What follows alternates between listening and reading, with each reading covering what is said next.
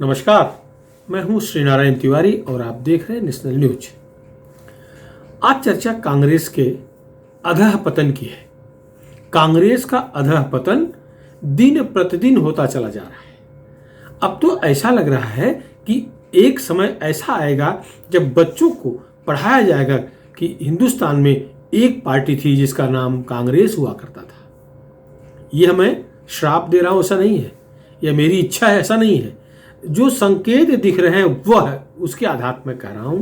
संकेत दिख रहे हैं कि कांग्रेस का हर व्यक्ति अपने अपने स्तर पर कांग्रेस को खत्म करने, तोड़ने, बर्बाद करने पर जुटा हुआ दिख रहा है।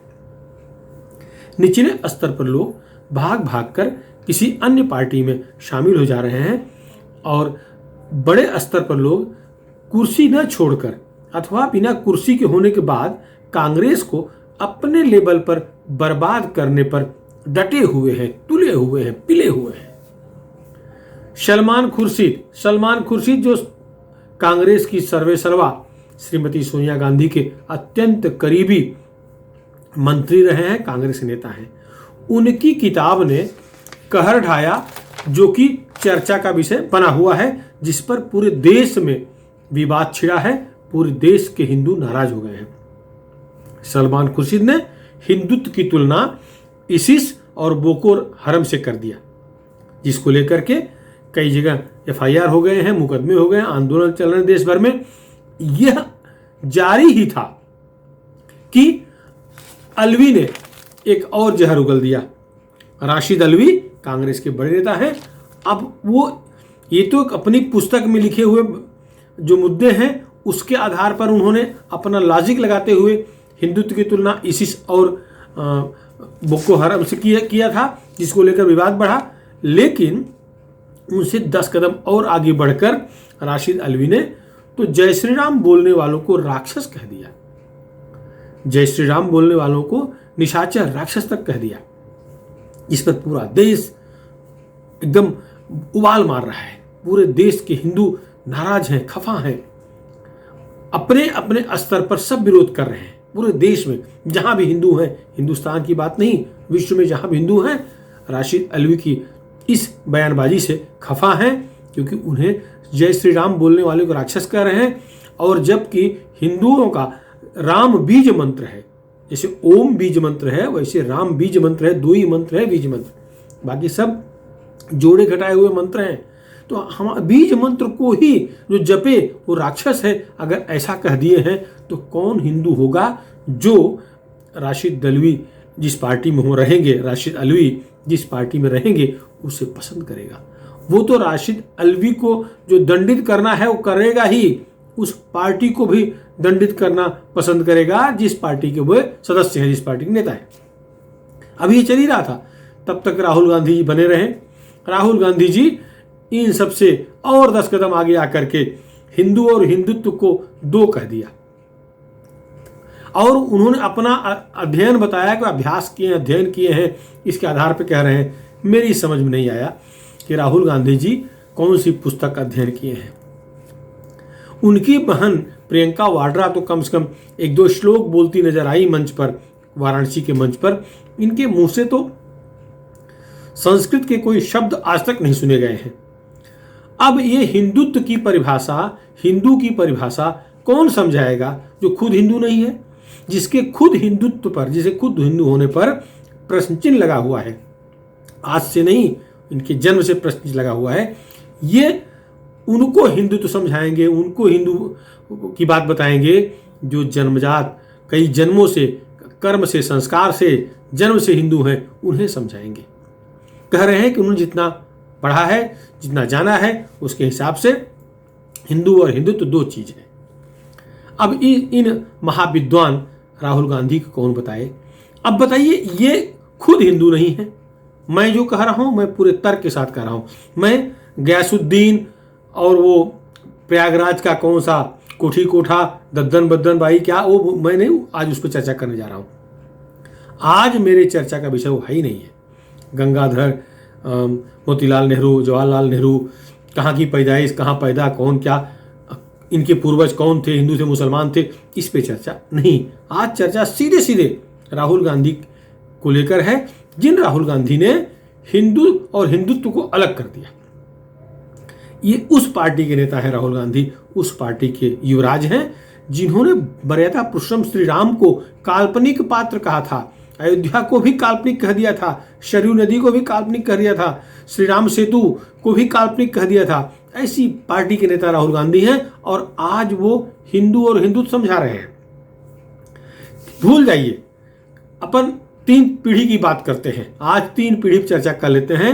राहुल गांधी के पिताजी अर्थात राजीव गांधी के पिताजी अर्थात राहुल के दादा कौन थे? फिरोज खान। तो राहुल गांधी के दादा यदि फिरोज खान थे तो ये कैसे हिंदू हो गए? और जैसा कि ये इनके चमचे ये प्रमाणित करने की कोशिश करते हैं कि ये जनेऊधारी हिंदू हैं। सुरजेवाल कह रहे थे ना, जब गुजरात में चुनाव के दौरान गए थे, द्वारकाधीश के मंदिर में गए थे, उस समय अपने कोट के ऊपर जनेऊ पहन लिए थे, तो दिल्ली में बैठे सुरजेवाल बखान करते हुए कह रहे थे वो केवल हिंदू नहीं है राहुल गांधी जनेऊधारी हिंदू हैं अर्थात ब्राह्मण है। अब ये समझाएं कि फिरोज खान पोता ब्राह्मण कैसे होगा? ब्राह्मण तो अलग बात हो गई, हिंदू ही कैसे कहलाएगा? वो खान कहलाएगा, फिरोज खान कहलाएगा, क्योंकि वो हिंदू हो ही नहीं सकता। तो ब्राह्मण की बात तो कल्पना ही मत करिए। लेकिन ये अपने को कश्मीर जाते हैं, वहां भी हिंदू कश्मीरी पंडित बन जाते हैं। आश्चर्य की बात है, क्या संबंध कश्मीर से है आपका? तो अगर ननिहाल पक्ष देखेंगे तो इटली के ईसाई परिवार में पैदा हुई, आपकी माताश्री इटली में पैदा हुई, ईसाई परिवार से पैदा हुई हैं। तो कैसे आप हो गए माँ ईसाई, दादा पारसी, हिंदू, मुस्लिम, जो कहना कहिए, आप कहाँ से हिंदू हो जाएंगे? तो और आप समझाओगे राहुल जी कि हिंदुत्व क्या है, हिंदू क्या है?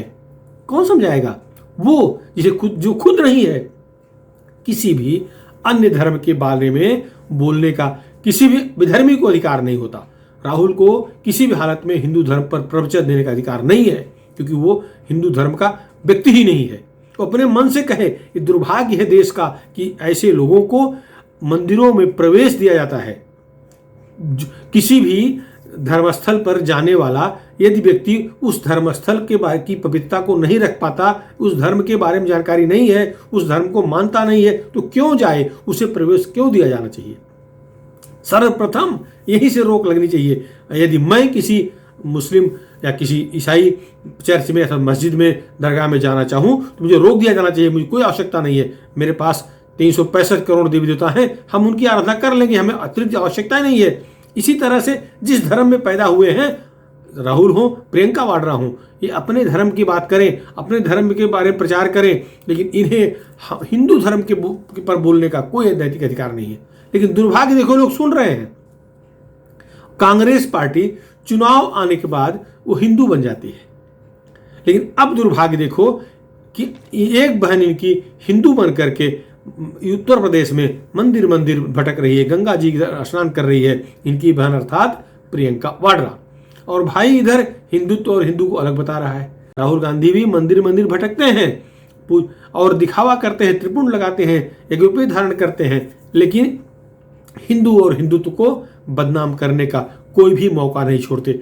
भाजपा वाले कह रहे हैं यह प्रयोग है, मतलब यह संयोग नहीं है, ये सब जानबूझ के बोला जा रहा है, ये मुस्लिम वोट को खुश करने के लिए किया जा रहा है, ये ईसाई वोटों को खींचने के लिए किया जा रहा है। लेकिन ये समझ नहीं पा रहे हैं कि मुस्लिम खुश होंगे, ईसाई खुश होंगे, ठीक है, वो जितने फीसदी होंगे वो इनके साथ आ जाएंगे, लेकिन सारे के सारे आएंगे ऐसा नहीं है, क्योंकि उनमें दावा करने वाले और भी कई लोग हैं। लेकिन हिंदू जब पोलराइज होगा तो क्या होगा, ये समझ ही नहीं पा रहे हैं।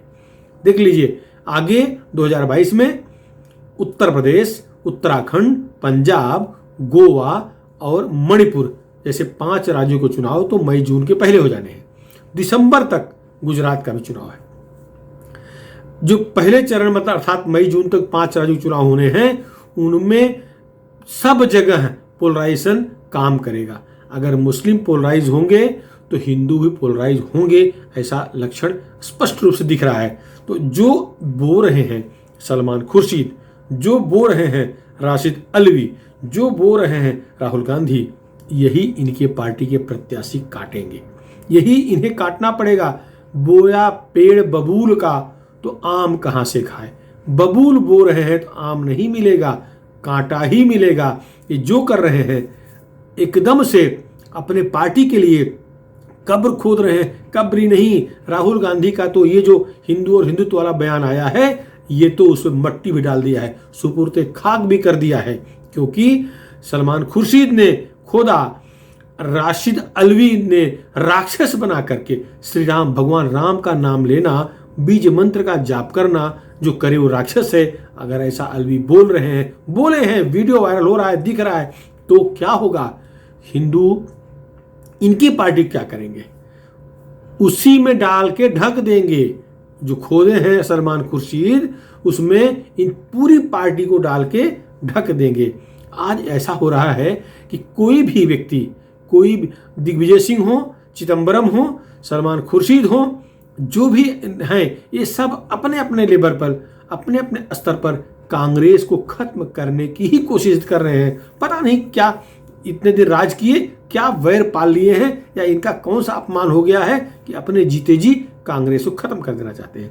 मुझे तो ऐसा लग रहा है महात्मा गांधी जी जो भारत स्वतंत्र होने के बाद कहे थे कि अब कांग्रेस, जो उस समय कांग्रेस थी, कांग्रेस माने ये आज की कांग्रेस नहीं, उस कांग्रेस को विसर्जित कर देना चाहिए। कांग्रेस को विसर्जित कर देना चाहिए और अलग अलग विचारधारा के लोग अपनी अपनी पार्टी बनाएं और चुनाव में उतरें।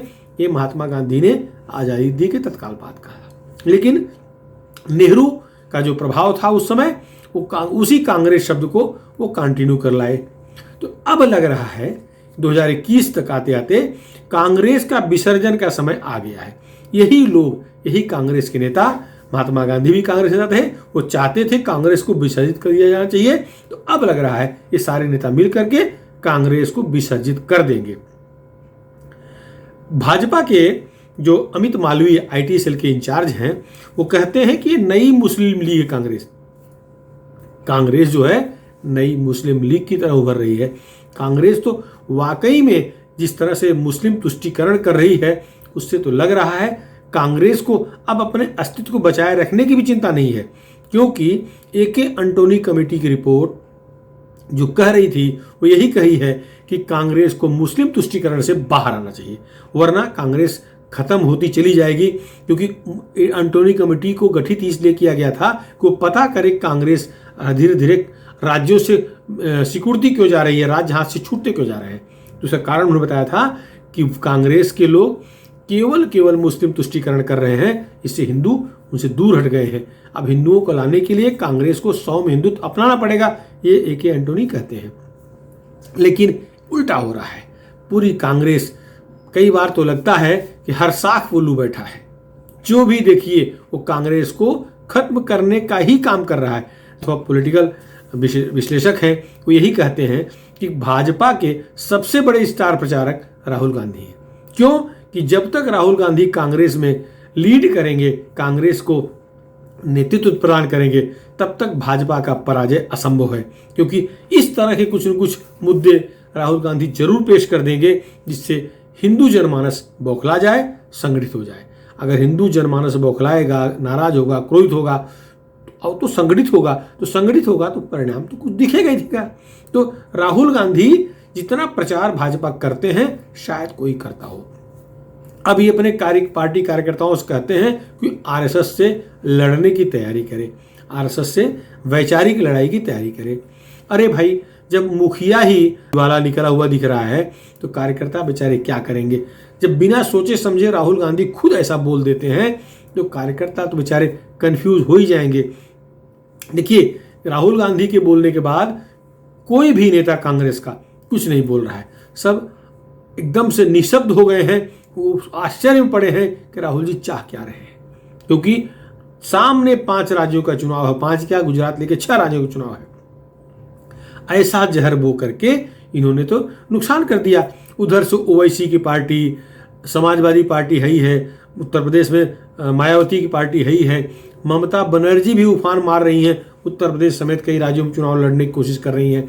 तो ये सारे अलग अलग ध्रुवीकरण के प्रयास जारी हैं। उसी में राहुल गांधी अपनी तरफ से एक नया प्रयास कर दिए हैं, जिससे भाजपा के लिए मार्ग आसान हो गया है।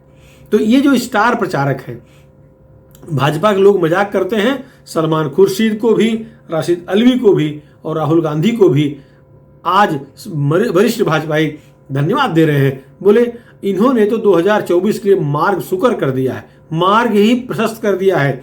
जिस तरह से जहर उगल रहे हैं, जिस तरह से हिंदुओं गाली दे रहे हैं, जिस तरह भगवान श्री राम का अपमान कर रहे हैं, इससे बीजेपी का चुनावी जंग जीतने का मार्ग आसान हो गया है।